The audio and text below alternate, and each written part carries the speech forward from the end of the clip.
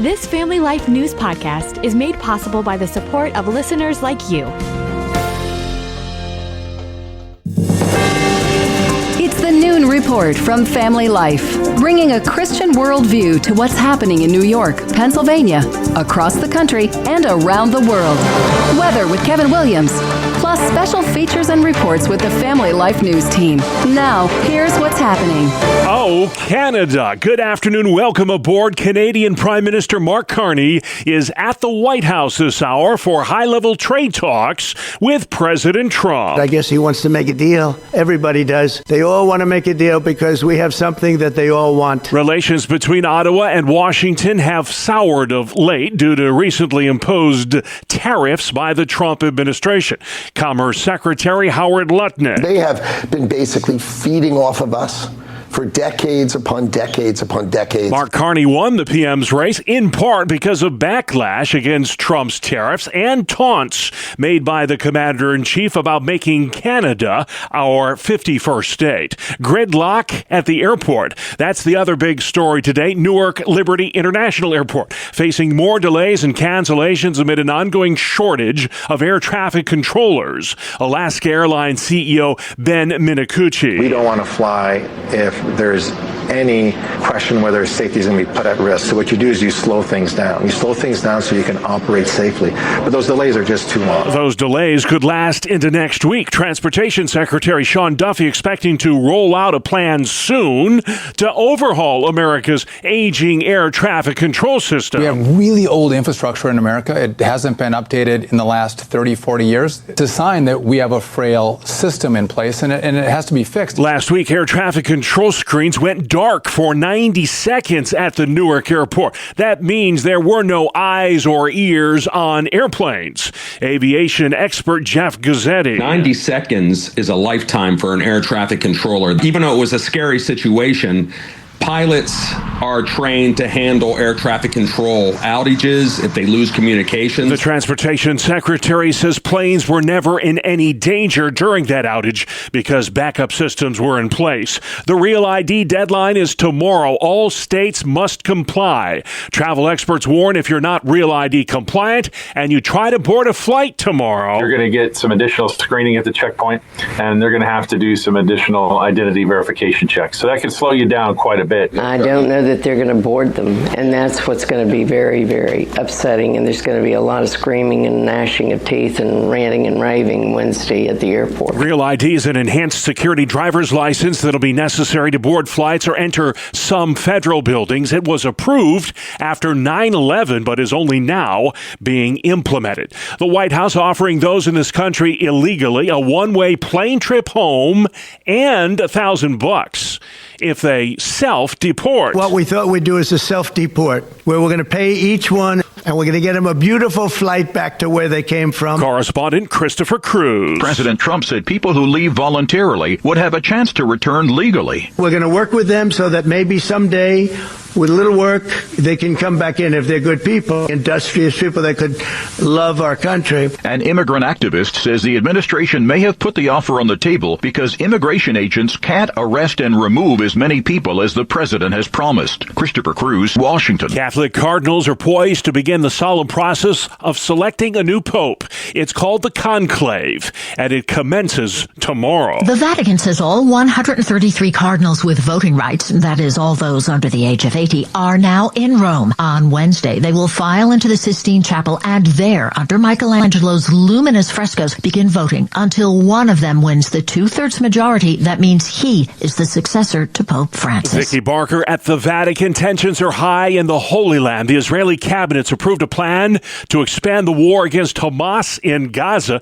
President Trump will be in the Middle East next week. Hamas is still holding nearly 60 hostages, but less than half are believed to still be alive. The Trump administration is cutting Pentagon brass. Defense Secretary Pete Hegseth wants less generals and more GIs. He's calling for a 20% reduction in four-star generals across the board. Military analyst Jeff McCausland says the move raises some serious questions. Are we actually politicizing the military even more and looking for senior officers, particularly at the 4-star rank, who are more politically loyal as opposed to being more efficient and more professional in how they perform their duties? Hegseth says nothing could be further from the truth. He says he's making the move to ensure military readiness. The National Guard also being told to get in on the brass reduction efforts. The White House says Harvard University will not be getting any more federal grant money. Amber Duke with the Steamboat Institute says that Ivy League school had this day coming for quite some time. They want to have their cake and eat it too. But I think it's time for the federal government to say that the gravy train is over. Either you play ball or you don't get to have your students' elite education reimbursed by the hardworking folks of this country. Education Secretary Linda McMahon says the gravy train is ending because of Harvard's failures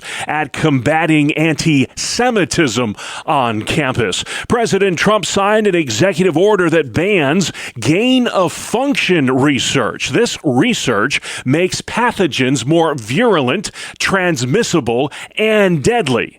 Pathogens like COVID-19, for instance. The principal institutions of our government, the CIA, the FBI, the State Department, Department of Energy, all say that it is most likely that those experiments resulted in the COVID-19 pandemic beginning in 2019. That's Health and Human Services Secretary Robert Kennedy Jr. Still to come on the Noon Report, rally against assisted suicide, pitching pot in Pennsylvania, and running out of gas in New York. Good afternoon, I'm Kevin Williams. For some of us, the wet weather pattern of late's going to get even wetter for some. I'll have forecast details coming up in 10 minutes. All right, Kevin, we'll see you then. Assisted suicide is under the microscope today in Albany. Opponents of New York's medical aid and dying bill are rallying at the New York State Capitol. The Alliance Against Assisted Suicide says state-sanctioned suicide is a slippery slope from which there is no return. As the culture moves away from Christian worldview,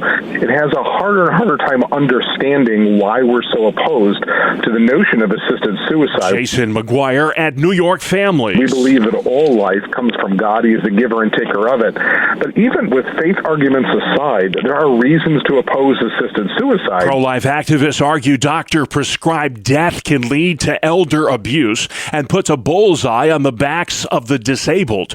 New York's medical aid and dying bill mirrors the one in Oregon, which 30 years ago became the first state to permit physician-assisted suicide. A bill to legalize recreational marijuana has cleared the Health Committee in the Pennsylvania House. The Cannabis Health and Safety Act, approved on a party line vote. Republican Representative Charity Grupa is not a fan. I think it will be the downfall of society. The idea that we're doing it to increase revenue is ridiculous. Grupa says for every dollar the state makes from pot sales, it'll cost several more dollars to fix societal ills caused by marijuana legalization. This bill not only permits pot use in the Commonwealth, it also clears the criminal records of those convicted of marijuana offenses. The legislation stands little chance of passage in the Republican-controlled state Senate.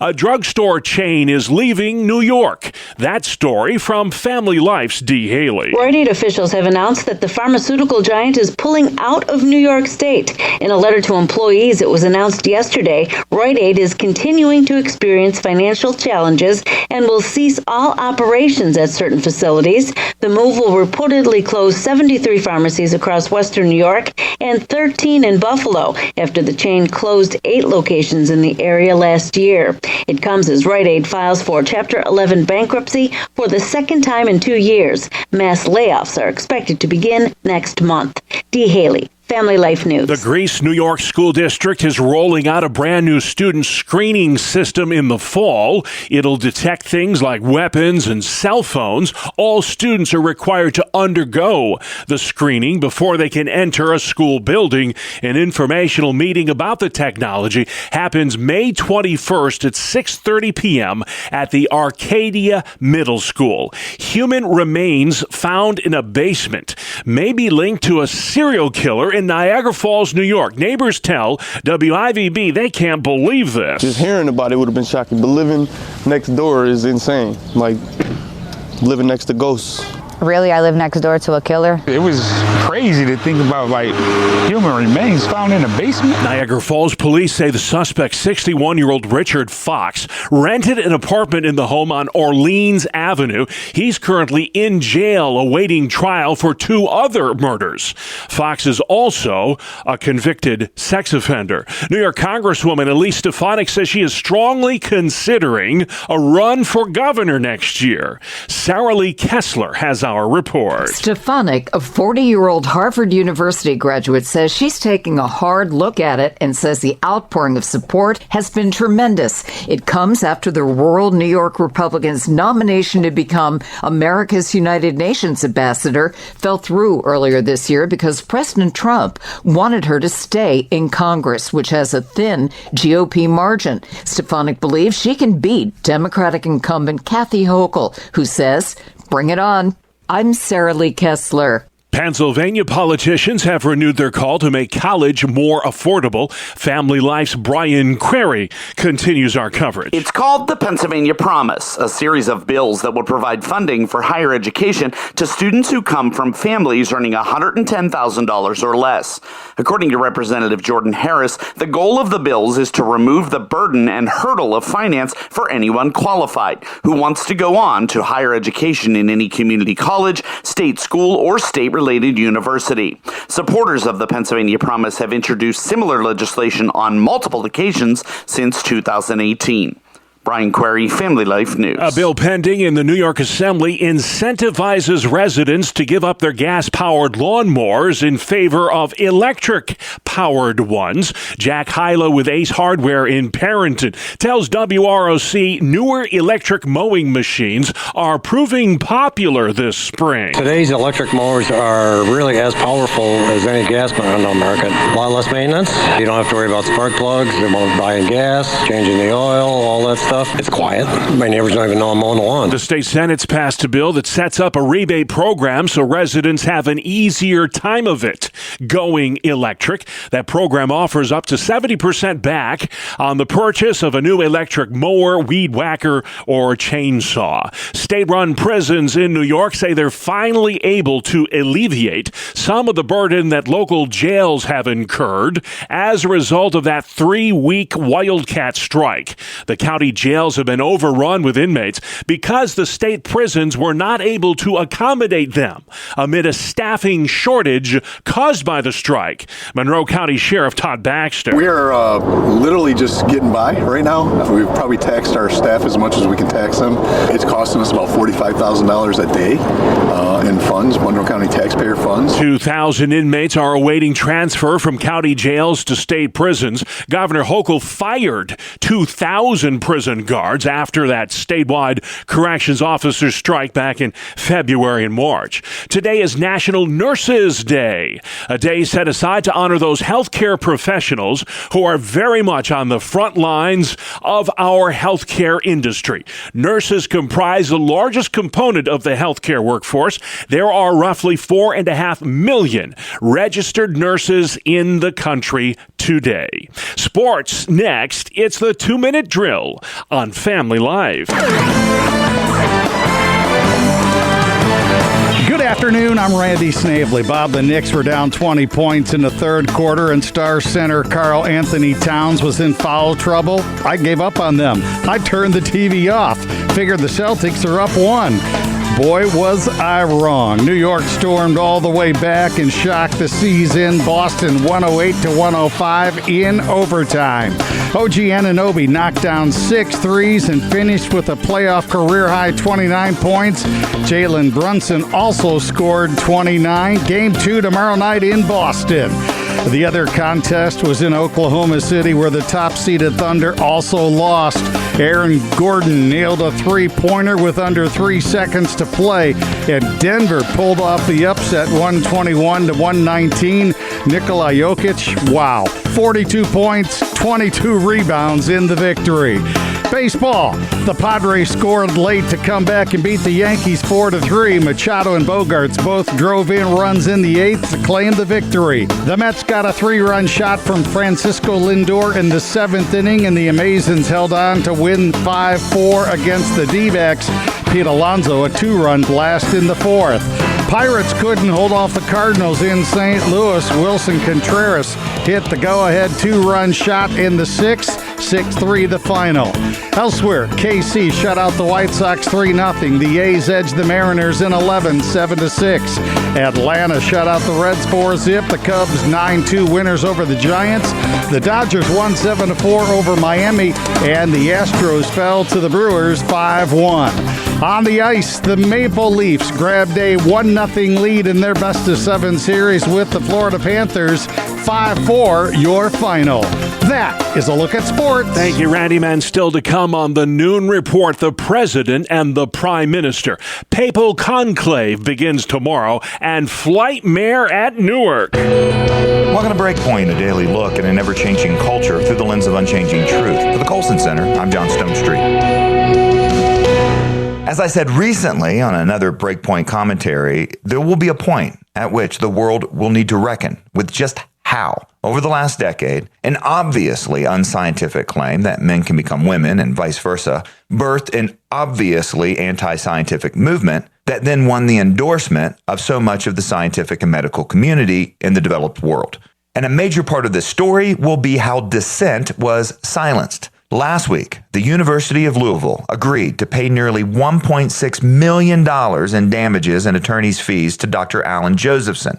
For nearly 15 years, Dr. Josephson led the Division of Child and Adolescent Psychiatry and Psychology at the university, helping it to become a nationally recognized program. But then, in 2017, in a panel discussion that was hosted by the Heritage Foundation, Dr. Josephson spoke out about how minors were being treated for gender dysphoria. As he put it, and I quote, "Parents, children need help, and they aren't getting help." Dr. Josephson expressed his view as a medical professional that the psychological issues that so often cause gender confusion should be understood and treated, and children should not simply be rushed into radical, invasive, and aggressive treatment like puberty-blocking drugs and cross-sex hormones. Truth matters, the doctor said, but is taking a second place to this radical ideology. Almost immediately, university officials began to target Dr. Josephson for expressing these views. He was demoted. In 2019, his contract was not renewed. In addition to losing his job despite outstanding performance reviews, his peers turned on him. Here's how he described the experience to Fox News. Quote, "What was the hardest to take? I think the personal is always the hardest. I had people who were part of my group, my colleagues, stop talking to me. It was just the most amazing thing. And it became personal when really I was just trying to make a scientific clinical point.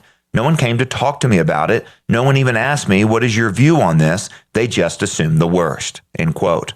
Though colleges and universities often claim to be places of academic freedom and civil discourse and free inquiry, that's never been the case when it comes to this radical gender ideology. Dissent was simply not allowed, and dissenters were punished. And this didn't just happen in academia. At the Tavistock Clinic in the UK, Dr. David Bell was fired after he wrote an internal report finding that children's needs were being met in a woeful, inadequate manner, and some will live on with the damaging consequences. That was a quote. Target, of course, famously banned Abigail Schreier's book on this topic, Irreversible Damage, while Amazon banned Ryan Anderson's book, When Harry Became Sally. Twitter banned the Babylon Bee for naming a biological man its satirical Man of the Year, and YouTube and Facebook also removed content over the issue. Well, thankfully, there are leaders like Dr. Josephson who refused to bow their knee to this ideological idol from the very beginning and were willing to speak up about it. He was among the first to push back, and the Alliance Defending Freedom stood with him from the very beginning and throughout his entire ordeal. This legal victory was a long time coming, and praise God for it. And it counts along other significant signs of reversal, including the closing of the Tavistock Clinic, an executive order in the U.S., and a decision by the U.K. High Court that clarifies the legal understanding of male and female, and, yes, the Babylon Bee returning to Twitter. The lesson here for all of us is that we can never participate in lies, and we should always trust the Lord enough to stand on the side of truth. For the Colson Center, I'm John Stonestreet with Breakpoint. And for more resources to live like a Christian in this moment, go to Breakpoint.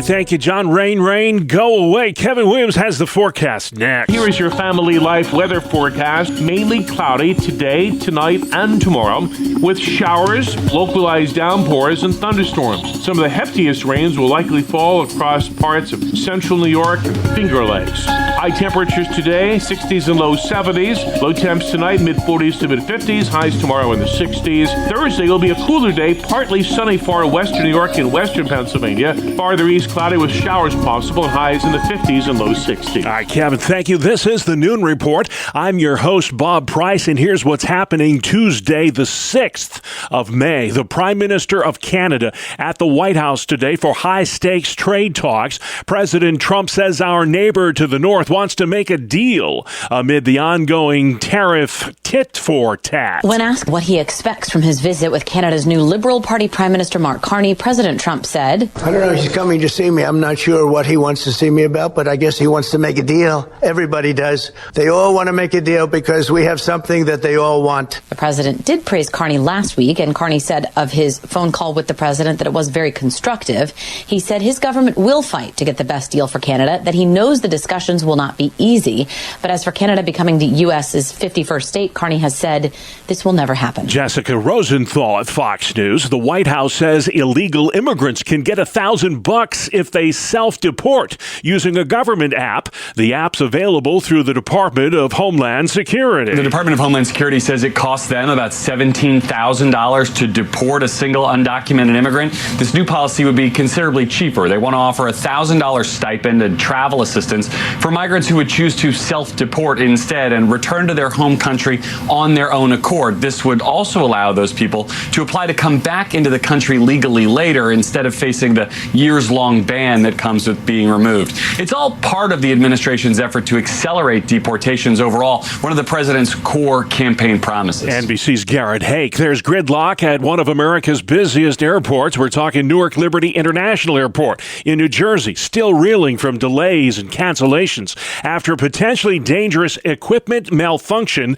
last week. Reporter Sam Brock says several air traffic controllers walked off the job in protest. Now the ripple effect is being felt. The delays still having a ripple effect in Los Angeles, Atlanta, Chicago, Miami, and Dallas, and other cities, according to FlightAware. Approach lost all the radars. 3 of the 4 radar screens went black, and they have no frequencies. The Air Traffic Controllers Association saying last week controllers at Newark, quote, temporarily lost radar and communications with the aircraft under their control, unable to see, hear, or talk to them. It may lose you on for certain times of when you're flying. Multiple outlets reporting that radar and communication outage left controllers blind for 90 seconds. Transportation Secretary Sean Duffy is outlining plans later this week to update America's aging air traffic control system. The College of Cardinals has arrived at the Vatican for tomorrow's conclave. It's a time-honored tradition of picking a new pope, and there are no front-runners to succeed the last one, Pope Francis.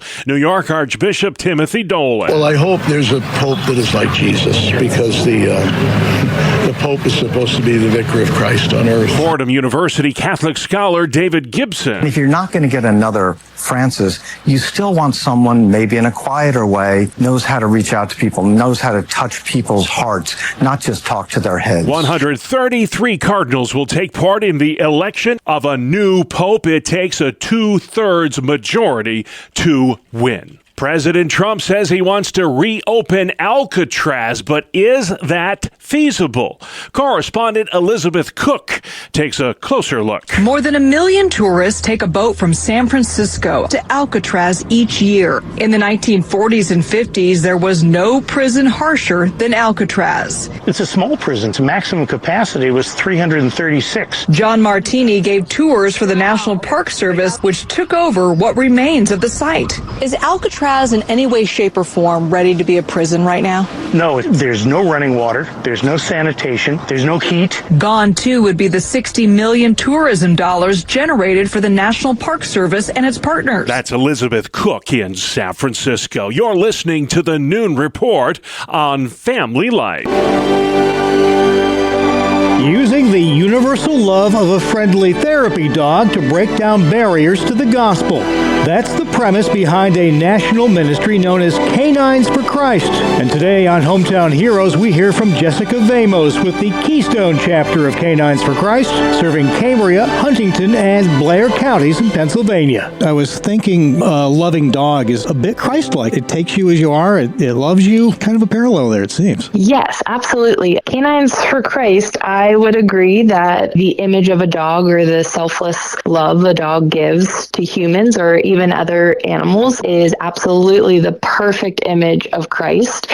And I couldn't believe it myself when I came across such an organization, to think that those two things can be put together, both being passions of my own and being able to combine the two is a really neat opportunity. How did you get involved? It was actually through just the power of Facebook. It was brought to my attention by a friend that said, hey, look at this cool organization I found called Canines for Christ. And we just decided we had to check it out. And we met with another local volunteer who is the lead of our current chapter here in Pennsylvania. And it was just a perfect fit, a perfect connection when we were able to sit down and actually talk about Canines for Christ. Give us a little behind the scenes. What sort of folks are you helping? And take us through a session with a client. How does this all work? Yeah. So Canines for Christ, it's an international organization, a dog therapy, faith-based ministry. We reach all kinds of people. There is no one certain kind of people because all people out there are in need of Christ. And so really we are looking for those that are in desperate need of Christ.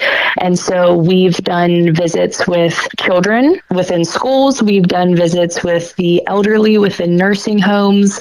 We've done just pop-up visits in our community at, a local coffee shop. And, that could be people of all ages, all different kinds of backgrounds. So we're really just out in our own local communities, although our organization does reach all across the world. We're out in our own local communities and just trying to reach those people that desperately need a connection with Christ, whether they know it or not. Okay, so I sign up to have you come visit. What would I expect? Yeah, so our connections are made kind of by word of mouth, or people come across us on Facebook. And so we start that conversation of what type of community they're asking us to come out to. And from there, we set up our date and our time and we make our special therapy visit. And the therapy visit can be conformed to whatever those people are in need of. Are they just in need of some comfort from our dogs? That's what we'll provide them. Are they in need of something further? Do we need time to pray with them? We'll sit down and we'll pray with them. For younger children, there's a specific program with Canines for Christ that allow, children to read to the therapy dogs. So kind of maybe even helping people to build confidence. We recently were at an event where we were partnering up with a group that was giving out women's clothing with Mother's Day coming up, just trying to help anybody that was in need of clothing. And so we were there just offering comfort and support as they hopefully walked away with a new outfit to help, boost their confidence a little bit as well. So our dogs are that vessel. They help to break down those barriers that us humans often put up, and just allows us to have that conversation and find out what that person does need. Is it just a listening ear? Is it prayer? We're here for whatever they need. What sorts of results have you seen personally? We've seen some really amazing results. We've seen people that are just truly so touched by our dogs and just willing to be more open, more themselves, letting those barriers be broke down. And we hope that, it is leading them to Jesus. We have literature and things to send them with to hopefully continue that conversation at home or with themselves. We've seen lasting connections, and we're being asked to come back, and people look forward to seeing those dogs. And so it gives us that opportunity to continue to build up that relationship with Jesus. Mm-hmm. I'm thinking of that old expression, a child shall lead them. In this case, a dog might lead them. Yes, absolutely. Yes, our dogs are certainly leading people to Jesus. You can feel it. You can tell just the love that a dog gives a person, and just so selflessly. It's just easier for somebody. Once you feel that kind of love and know that you're deserving of it, it's easier to accept that and know this kind of love does exist and it is out there and it's found in Jesus. We'd love to be able to reach more communities and people that are seeking Jesus. If you have not ever heard of Canines for Christ or interested in learning more about Canines for Christ, definitely would point people to check out the website and see if we are located in your area. The website is the letter K, the number 9, for Christ, spelled out, .org. That's Jessica Vamos with the Keystone chapter of Canines for Christ, bringing the love of Christ to people by breaking down barriers to the gospel with the love of therapy dogs in Cambria, Huntington, and Blair counties in Pennsylvania. Please join us again next time as we search for your home, your town, your hero. It's Hometown Heroes on Family Life. All right, thank you very much, Mark Webster. Hometown Heroes comes your way Tuesdays during the Noon Report. You can subscribe, listen to, and share this feature along with all our original podcasts at Apple Podcasts, Spotify, YouTube, or FamilyLife.org. A very good afternoon to all. Here is your Family Life regional weather forecast. Our stagnant weather pattern is going to change little for another couple days and nights. The result will be showers, and some of us will receive local downpours and thunderstorms. The activity will fade later in the week, some drying possible then. In the meantime, it will be mainly cloudy today, tonight, and tomorrow, with showers, localized downpours, and thunderstorms. Some of the heftiest rains will likely fall across parts of central New York and the Finger Lakes. Flooding could result. High temperatures today, 60s and low 70s. Low temps tonight, mid-40s to mid-50s. Highs tomorrow in the 60s. Thursday will be a cooler day, partly sunny far western New York and western Pennsylvania. Farther east, cloudy with showers possible and highs in the 50s and low 60s. Excellent work at the Weather Center. Thank you, Kevin. Finally at noon, it's National Teacher Appreciation Day, don't you know? It's a day we set aside every year to give our educators a little extra credit for all the work they do, and they do tremendous work. There are more than 3.5 million teachers teaching in the USA. Teaching is one of the oldest professions there is, too, dating back some 2,500 years. National Teacher Day has been celebrated every year since the early 1950s. In 1984, the National Parent-Teacher Association designated an entire week in May to honor these impressive individuals who lend their passion and skills to educating our children. Hats off to all you teachers out there. And you know who you are. And that's our world, the world we live in. Tuesday, the 6th of May. I'm Bob Price. Family Life News. You've been listening to the Noon Report, heard weekdays on Family Life. Thank you for listening.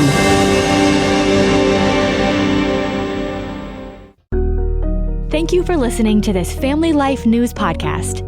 If you've been encouraged by what you've heard, please share it with others and click the subscribe button to automatically receive future episodes. Family Life is a listener-supported ministry. Podcasts like this are made possible by your financial partnership. Find out more at FamilyLife.org.